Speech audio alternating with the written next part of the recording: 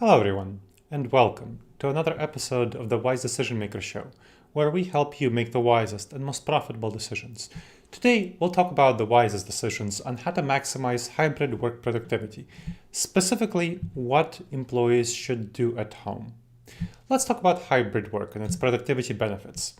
Now, we have research that managers have an increasingly positive outlook on hybrid work productivity, regardless of what you might have heard about all the managers trying to force their employees back to the office. That's actually not the case when you look at the data. So there was a University of Birmingham study of 597 managers that found that 52% agree that work from home improves employee concentration. Over 59% agree that work from home increases productivity. Over 62% agree that work from home increases motivation, and over three-quarters believe flexible working increases productivity. So clearly, and a bunch of the rest believe it has no impact, and so only a small minority believe that it decreases productivity, decreases concentration, decreases motivation. So clearly, we see that managers increasingly believe that work from home improves productivity. And especially line managers, the people who are closest to the employees. So line managers are more likely to see flexible work as a performance enhancer. That's 71% plus. Where senior managers are still more likely than average, but quite a little bit less likely than line managers. So 65% of them see flexible work as a performance enhancer. So that means that we need to spend a little bit more time educating senior management on the benefits of flexible work. And it's a little bit, not surprising in terms of senior management not being as close in touch with the kind of work that the rank and file staff are doing, who line managers are directly overseeing. And we know that that hybrid work, flexible work, has a positive impact on employee performance. So managers more broadly need to be educated about that, but they're already increasingly realizing this. But how do we maximize hybrid work productivity? How do we determine what kind of tasks are best done in the office versus what kind of tasks are best done at home? We know that three-quarters of US companies are adopting the hybrid work model, so it's critical for the success of both individual companies, our bottom lines, and the economy as a whole for us to figure out what are the best tasks to be done at home and in the office. Now, why don't we just let the rank and file employees and their line managers figure it out, right? That seems like a natural question. Well, because both my extensive research and my experience helping 22 companies transition to hybrid work and remote work shows that employees often fail to actually maximize productivity, and they need best practices to ensure success. There are lots of mistakes that they make in making hybrid work. It's because they lack understanding of what is best done in the office and what is best done at home. Not due to laziness, not due to inefficiency. And it's not necessarily the employees who are not realizing this. Often it's the line managers, supervisors who are not realizing this and who are trying to get their employees to do the wrong tasks in the office and the wrong tasks to do at home. They're trying to shoehorn traditional methods of leadership, of collaboration, what they're comfortable with, into hybrid settings, and that just doesn't work very well. So the result is low productivity, engagement, and morale, which harms the company's bottom line and undermines employee well-being and career success. So, what is the basic principle here? Well, we really need to think about minimizing commuting time. We need a hybrid work model that tries to focus on doing as much as possible to minimize employee commuting time. Office visits must be for a specific purpose because commuting time is just empty, wasteful time. So commuting time involves a lot of costs of time, money, and stress.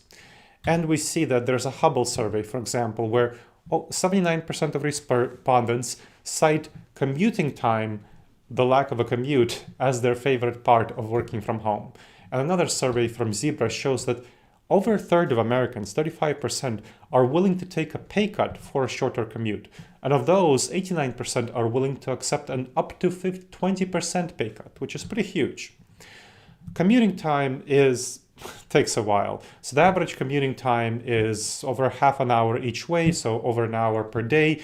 In larger cities, 10% of Americans who commute over an hour each way. That's a lot of time wasted.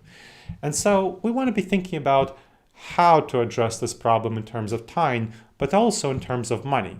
So there was a Flex Jobs analysis. That's a company, Flex Jobs, that analyzed this question and found that there's 12,000 that can be garnered in savings per year by working full-time remotely.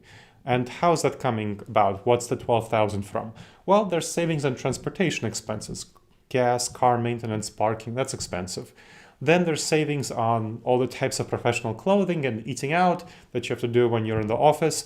And there's, of course, some additional costs when you're working remotely, like utilities and cooking, but these are small potatoes compared to in-office work.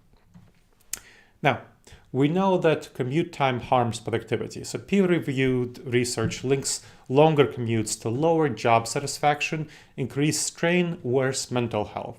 Bad for employees, bad for productivity, bad for retention. And there is a study by Oxford University which found that happy workers are 13% more productive. And the University of Chicago study found that a third of the time saved from commuting, saved from a lack of a commute, is devoted to working on the primary jobs. That's over 40 minutes per week. So that's a lot of time. Now, given that, what should employees do at home? And what are the right things to do at home so that we don't make them commute to the office for no good reason? Focus tasks. When you're doing focus tasks, like let's say you're writing a report, you're doing some, if you're a designer, doing some design, working on marketing copy, working on programming, that's best done at home, no question. There are fewer distractions. The vast majority of people, it's best done at home because of this increased focus. And by the way, I'm talking here in all cases about the vast majority of people, something like over 80, 90%, this is the case. But for some people, of course, have different preferences. They'll prefer to work in the office. But take it that 80, 90% of the people, for focus tasks, that's best done at home. What about asynchronous collaboration and communication? Things like email. They take up a lot of time. So emails, other message processing, doing some various other tasks like editing articles, editing programming, things like that you collaborate with others but asynchronously. So let's say you do some editing on a design, then it's time for somebody else to do some editing on design. These sorts of asynchronous collaboration and asynchronous communication, there's McKinsey analysis that 28% of the time of average knowledge workers is taken up by email. So that's a lot of time that people spend just on email, and it doesn't count Slack and so on. We don't need to commute to do email tasks. We don't need to commute to do asynchronous collaboration, like when you're doing some editing on an article or a graphic design and somebody else is doing some editing, or you're doing some editing on computer code and somebody else is doing some editing on computer code.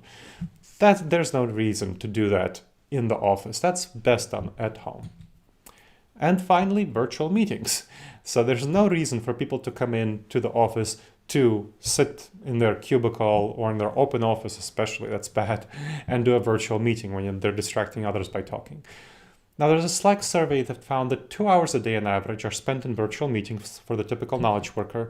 And Stuart Templeton, who is the head of Slack in UK, said that commuting to the office just for video calls is a terrible use of the office. It undermines employee productivity and happiness. So, we can, of course, think about alternative workspaces for non-remote workers.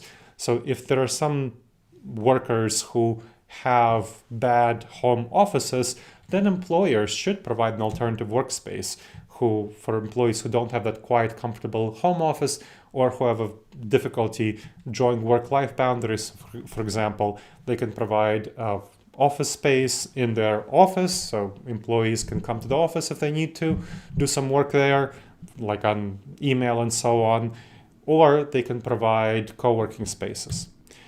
So whatever that is. But the large majority of employees, I can guarantee to you, will not take advantage of this because they much prefer to work from their home office.